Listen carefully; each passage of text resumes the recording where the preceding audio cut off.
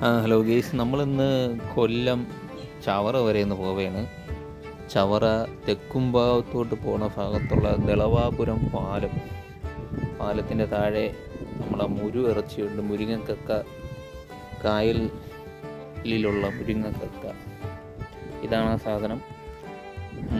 മുരിങ്ങക്കക്ക, oyster എന്നൊക്കെ പറയും. ഇത് നമ്മൾ അവിടെ പോയി ഒന്ന് വാങ്ങിക്കാൻ വേണ്ടി പോവുകയാണ് ഇന്ന്. ഒരെണ്ണം 3 രൂപയാണ്. ഈ മഴ സമയത്ത്, മീനില്ലാത്ത സമയത്ത് ഇതെന്തുകൊണ്ടും ലാഭമാണ്.